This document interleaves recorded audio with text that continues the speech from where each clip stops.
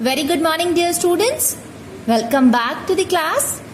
This video is for class 10th, subject science, chapter number 11, that is human eye and the colorful wall. And this is lecture number 3. So children, today we are going to cover the topics that we are also done yesterday.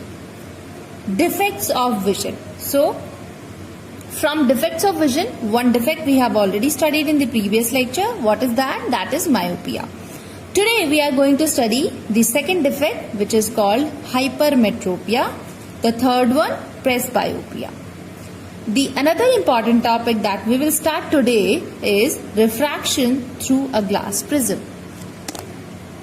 Let us start with the second defect of vision, that is hypermetropia. It is also called farsightedness.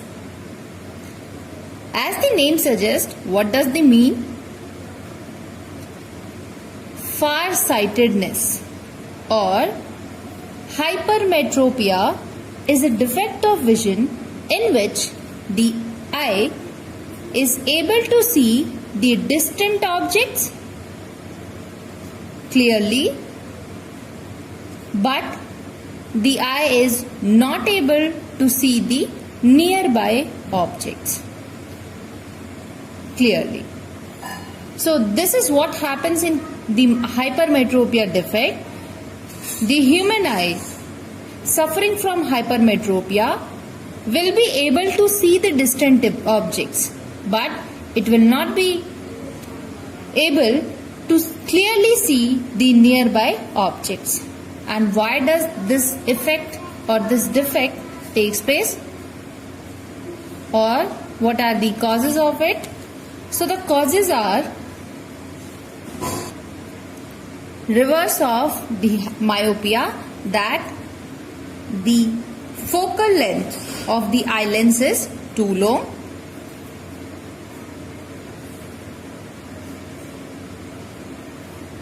of eye lens is too long, or the size of the eyeball is too short, because of which hypermetropia defect takes place. So what is actually happening here? We are able to see the distant objects. That means the far point of the eye is perfectly working, but we are not able to see the nearby objects. What is the minimum distance for the near vision? That is 25 centimeter. But for an hypermetropic eye, the near point is not 25 centimeter. It is more than that. Or you can say that the near point of the eye gets shifted in hypermetropia. Now let us have the look on the causes. Only then we can think about the correction of the defect. Here, focal length of the eye lens is too long. That means the convergence of the eye lens has decreased. So there is a need to make the light rays more converging. And how it can be done? So correction of hypermetropia can be done using a convex lens. Because convex lens is which type of lens? Converging. So, and we need to increase the convergence. So convex lens of suitable power can be used to correct the defect. Now let us understand that how the normal eye functions, how the hypermetropic eye functions, and how the corrections are done. So dear students, here we have the eye. This is the retina shown over here, and here we have shown the functioning of a normal eye. What is happening here? That the light rays coming from the nearby object is also converged on the retina, and the light rays coming from the far away object is also converged on the retina. So this is how a normal eye functions. But what happens when the eye is suffering from hypermetropia? So dear students, the near point of the normal eye is 25 centimeter near the eye. But when the person is suffering from hypermetropia and he is not able to see the objects which are at nearby distance, that means the near point of the eye has been shifted. So now the distance, that near point for the hypermetropic eye is less than greater than 25 centimeters. So this is how when the light rays coming from this point are coming, they are converged behind the retina here. So as the light rays are converging behind the ear, so the object will see blood. And that is why you might have noticed that the people, those who find reading books difficult, many a times they keep their books away from themselves and then they try to read. So this is how the hypermetropic eye functions. Now let us understand that how to do the corrections here. See, the light can be converged at the retina if the light is converged more just before entering into the eye, and that can be done with the help of a convex lens. Now, when we use a convex lens in front of the eye to correct hypermetropia, what happens? That the nearby objects which are placed in front of the eye, the light rays coming from them, they get converged at the convex lens present in the specs, and then they enter to the eye. Then again further they are converged on the retina, but for the eye they are still coming from the near point. So the lens will perform its function as that of the way as it was doing earlier, but just because we have used here a convex lens, the light rays coming to the lens, eye lens, are more converged now. So they are converged before the or on the retina only. So the proper image formation or the clear image formation takes place here on the retina. So dear students, whenever you have been asked to explain the disease, first you have to mention the type of disease, then you have to write the cause, then how it can be corrected. So correction you have to mention that which kind of lens should be used to correct it, and then you have to make the diagrams for normal eye, that how a normal eye functions, then how the defected eye functions, and how the corrections are made. So these three ray diagrams are necessary to explain any kind of defect. Now the third disease, which is called presbyopia. Presbyopia is a disease or a defect of vision which happens at the higher age.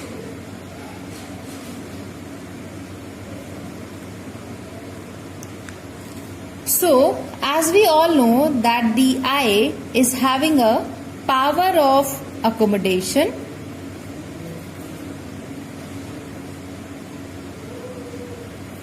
which keeps on decreasing with aging. So, in older people, what happens? They find it difficult to see the nearby objects clearly and to see the distant objects clearly as well. So there is a problem in seeing the nearby and the distant objects clearly. So presbyopia is a disease in which the person is not able to see, or neither he is able to see the nearby objects nor the distant objects clearly. This defect is there in the people of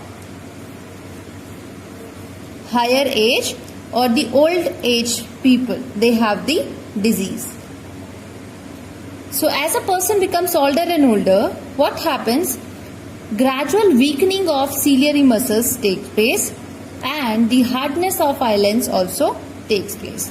So the eyelids becomes hard and the ciliary muscles, they become weak, because of which the power of accommodation gets affected. So now the eye is not able to properly adjust its focal length to see the objects which are at different places or different distances from the eye, and that's why this defect is there. Now this seems that the person suffering from presbyopia is suffering from both the diseases, myopia as well as hypermetropia, because he is not able to see the objects at distance places also and nearby objects as well. Hyperopia, which is also called hypermetropia. So myopia and hypermetropia, both the diseases are there in presbyopia condition. That means both types of lenses, concave as well as convex lenses are used to correct this disease or this defect. These are called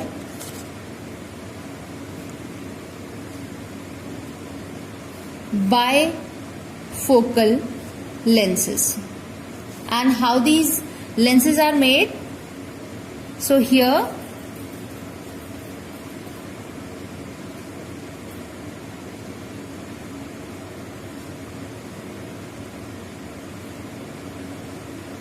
if these are the glasses of a person suffering from the disease presbyopia and these are the bifocal lenses, then how the bifocal lenses are made? Two different types of lenses are used in same material. The upper portion is of different lens and the lower portion is of different lens. So you might have seen that whenever we are reading, we keep our eyes down. So the down portion is used to read the near or to see the nearby objects. And when we are seeing the nearby object, then that means in this condition we are not able to see the far away objects, or we have to observe the nearby object clearly. So here in the lower portion we use the convex lens and in the upper portion we use a concave lens, because in this the upper portion of the lens or the specs is used to see the distant objects.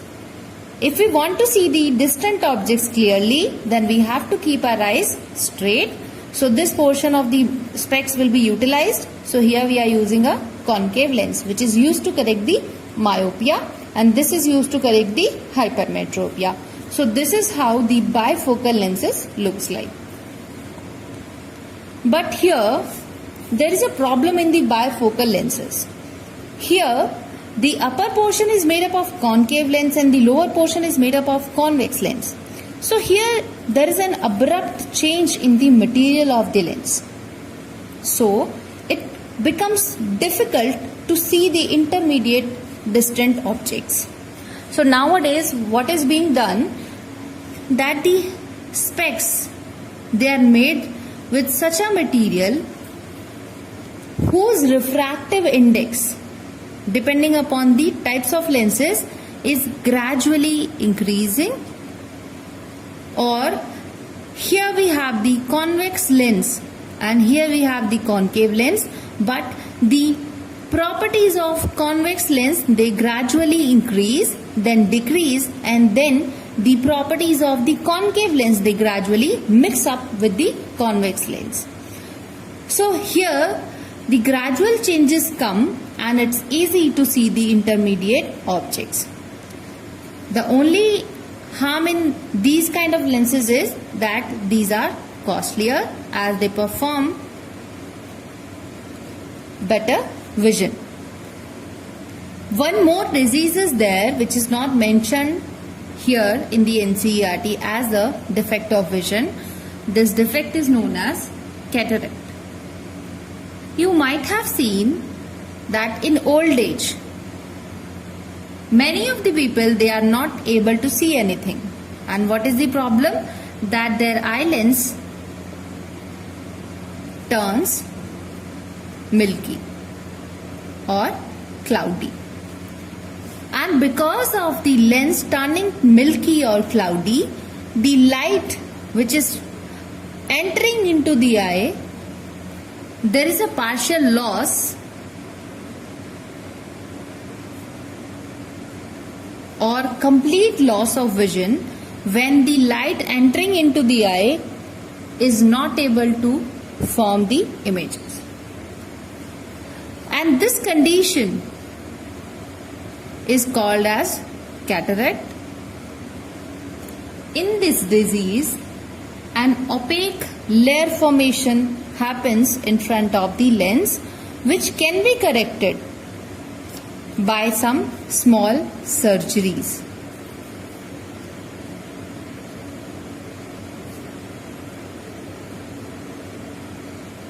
And then for a few days,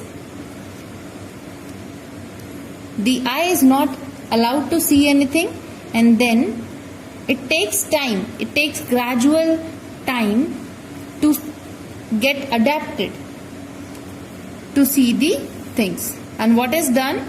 Because the lens has turned milky, so it is being replaced with the newer one or the artificial one. So that's how the cataract is corrected. Children, our next topic is refraction through a glass prism. In the previous chapter, we have studied the refraction through a glass slab. But here we will study the refraction through a glass prism. Now you must be thinking that what is a glass prism? Glass prism. So prism is a transparent refracting medium bound by two plane surfaces and inclined to each other at certain angle. So dear students, how the prism looks to you? It is having two bases and some of the plane surfaces. So here the number of plane surfaces are, let's say we have here the first face of it, then we have the another face of the prism. So here we have the another face, and when we join these faces, we find 1 and this one is 2. So if I name them A, B, C, D, E and F. So here 3 plane surfaces are A, B, C, F. A, E, D, F. This one. And then the third one is B, E, D, C. This one. So here we have the 3 faces, the lower one, this one and this. These 3 plane surfaces are inclined on each other and they are forming the triangular base for the prism. So the triangular base is AEB and FDC. So when we place the triangular prism on a paper or on a base, then it looks something like this only. So the only one portion of it is shown, EAB or whatever the name is. And the three faces, these are the three faces. So you are seeing the prism from the front view. These three plane faces are inclined on each other with a particular angle. Let's say this is delta, and this delta is called angle of prism. For different angles of prism, different properties of prism are there. We will study it later. This is activity number 11.1 of your NCERT. I am reading it for you, that we have a plain sheet of paper that is white in color. We place a prism on it. This prism, let's say the angle of prism is delta.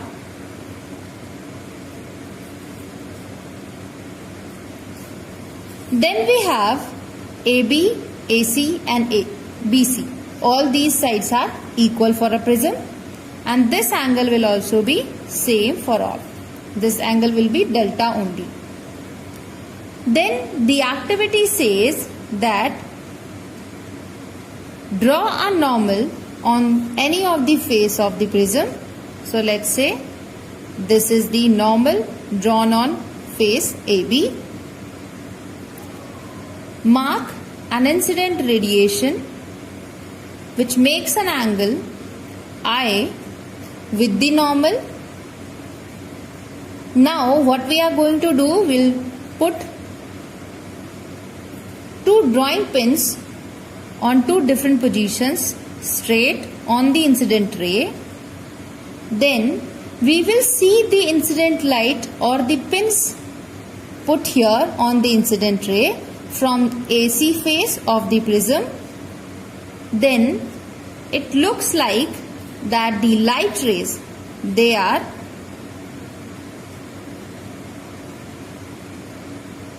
when you see them, and when you put this two more pins in the same path where you are seeing the two rays or the two pins, let's say this is P1 and P2. So in the same path you will pin up two more pins, so P3 and P4. That means the light is incidenting on AB surface, getting refracted inside because of the material of the prism, and coming out at this surface. So we can mark it. So here I am marking the path of these two pins, and we will get a straight line which touches the AC face of the prism. Let's say this is the point of emergence of the light ray, because from here at this face the light is entering, and from this face of the prism the light is emerging out. So again draw a normal at this point. Measure this angle, this will be angle of emergence. Now as this is the point of emergence and this is the point of incidence, just join these 2 points. This shows the path followed by the light rays inside the prism. Now when we did the refraction through a glass slab, then what was happening? The light incident the glass slab obliquely, we draw a normal, then the light ray bend toward the normal, travel in the medium, then again as it is going from denser to rarer, now it will again bend towards the away from the normal. These two angles are same, but now the lateral shift or parallel shift is there between the original path of the light and the emergence ray. So direction of the light was not changed, only the lateral difference or parallel difference or parallel shift came into the path of light because of the rectangular slab in between. But now because of the structure of the prism, the refraction through a prism takes place in such a way that it changes the direction of the incident ray. It was going in this direction, but after passing through the prism, it changes its direction. As you can see it here, this is our emergence ray, this is our incident ray, this is our refracted ray. Now, although the direction has been changed, but by what angle it has changed its direction, how we are going to calculate that. So, this is the actual path that the light ray would have travelled if the prism is not there. Extend the emergent ray also. So the light seems to come out from the prism from this point.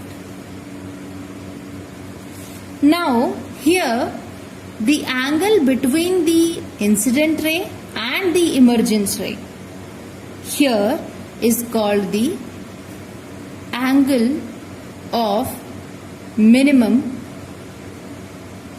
deviation. So this is the angle which is called the angle of minimum deviation, or the angle by which the incident light has changed its direction. This is called refraction through a glass prism. Now here we have some factors that affect the angle of minimum deviation. The first factor is the angle of incidence, that is angle I. Angle I and angle of minimum deviation, they have a relation between them. If this is angle of minimum deviation, then as the angle of incidence first increases, the angle of minimum deviation decreases, and then after being at the lowest position, it again increases like this. So for a certain value of angle of incidence, the angle of deviation is the least, and then it increases. Then we have the angle of prism. I told you that the plane surfaces, they are inclined on each other by making some angle, which is called the angle of prism. The angle of the prism, let's say it is A, is directly proportional to the angle of minimum deviation. Higher the angle of prism, higher will be the angle of deviation, and vice versa. Then we have the refractive index of the prism. If we compare two different prisms, or you can say two prisms, let's say prism 1 and prism 2. These are having the refractive index different with each other, but if we compare them for same angle of incidence, and the angle of prism is also same, still the prism having the higher refractive index will deviate the light more. That means the angle of minimum deviation will be higher in the case of prism having higher refractive index. Higher the refractive index of the prism, higher will be the angle of minimum deviation.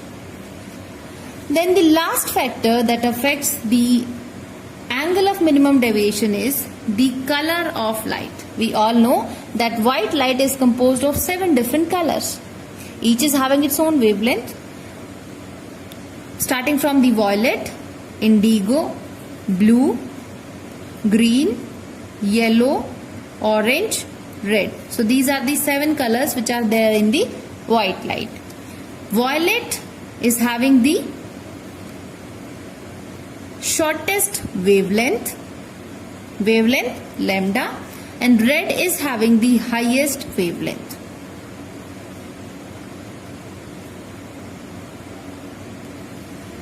Now, as each of the light colors, they will have their own wavelength. Then what is the relation between the angle of minimum deviation and the wavelength of the light reaching to the prism? So it depends on the refractive index, that how much the light will get refracted after passing through the prism. So what happens, that the highest wavelength light rays, they deviate the least, or the prism material behaves as a lowest refractive index material or medium. So for a highest wavelength light, the refractive index of the material will be least, so it will get bent or deviate from its path least. That means higher the wavelength, lower is the angle of minimum deviation, and smaller the wavelength, higher is the angle of minimum deviation. That means the red color light deviates less from its path, whereas the violet colored light, violet, deviates the maximum from its path after passing through the prism. So this is how the refraction takes place through a prism. Children, as today's homework, you have one question. A student has difficulty reading the blackboard while sitting in the last row. What could be the defect of the child is suffering from? How it can be corrected? While answering this question, you also have to do the reading of activity 11.1 as well as activity 11.2, and you are also supposed to make the notes of the video lecture that you are watching now in your fair notebook. So dear students, I'll see you all tomorrow in the next lecture of this chapter. Till then, take care and goodbye.